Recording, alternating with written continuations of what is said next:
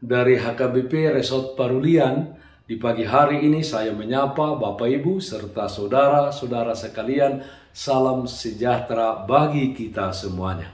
Sebelum kita mendengar dan merenungkan firman Tuhan di pagi hari di akhir pekan ini, marilah kita berdoa. Terpujilah namamu ya Allah Bapa, hati dan pikiran telah kami buka dan siapkan untuk mendengarkan firman-Mu. Berfirmanlah Engkau ya Tuhan. Amin. Firman Tuhan yang menjadi sumber kekuatan dan sukacita bagi kita di akhir pekan ini, di dalam melaksanakan segala aktivitas kita satu hari ini, Sabtu 23 April 2022, tertulis dalam kitab Yeremia pasal 14 ayat 7. Demikian bunyinya. Sekalipun kesalahan kami bersaksi melawan kami, bertindaklah membela kami ya Tuhan, oleh karena namamu. Sebab banyak kemurtadan kami telah berdosa kepadamu. Hiduplah dalam pertobatan.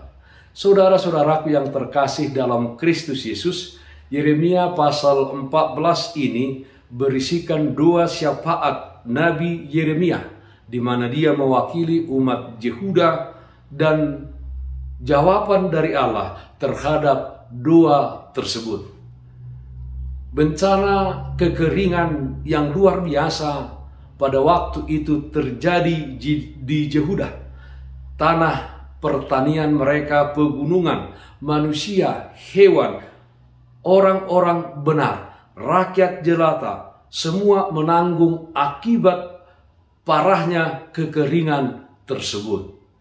Meski setelah mendengar tentang ancaman kekeringan berat ini pun, Yehuda tetap saja mengeraskan hati mereka. Sebagian dari doa syafaat Yeremia adalah seperti nats renungan ini.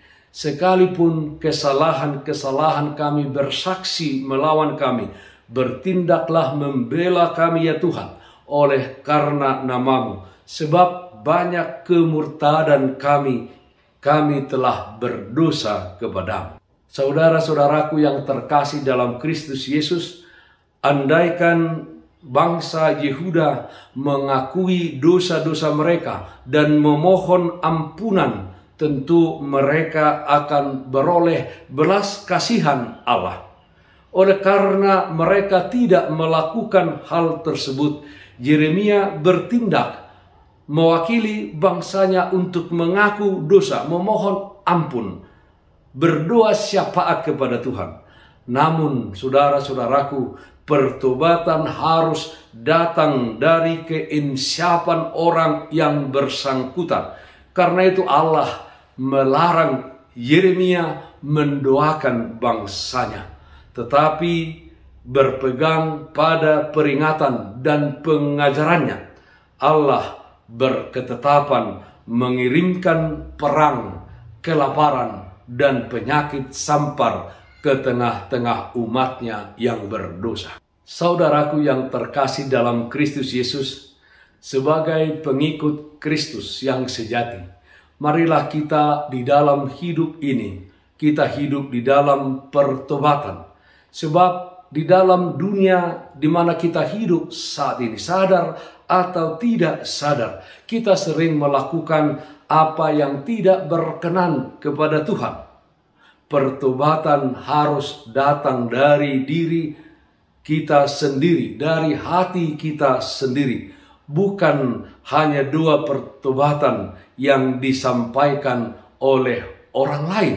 Doa pertobatan yang disampaikan oleh pemimpin ibadah di dalam kebaktian minggu.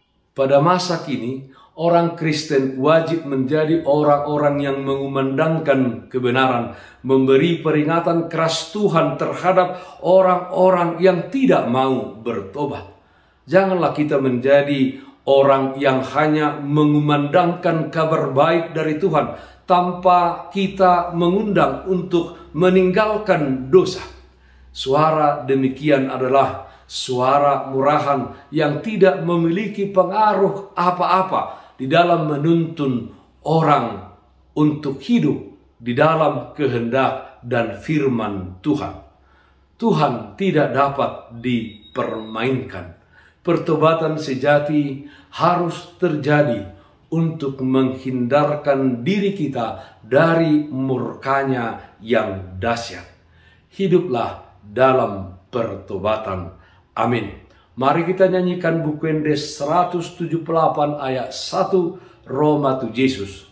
Roma tu Yesus, Roma tibu, bege hatana jakon burju, narodo Yesus pangoluho, asal porseaho, masailas rohatai muse, moloi asiando sape, sai Roma hita tu surgoi, lau sonang madisi.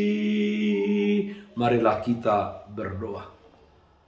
Ya Allah Bapa dalam surga, kami bersyukur atas kasih setia Tuhan yang senantiasa menyertai kami. Karena tanpa penyertaan Tuhan, kami tidak akan dapat menjalani hidup kami di tengah-tengah dunia ini. Ya Bapa, kiranya dengan kuat kuasa Roh Kudus-Mu, kami selalu hidup di dalam pertobatan.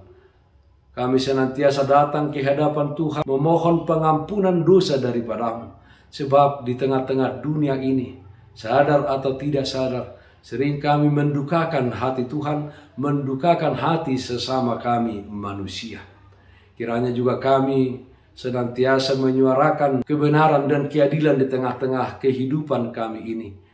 Menyuarakan betapa murkanya Tuhan terhadap segala dosa dan kejahatan.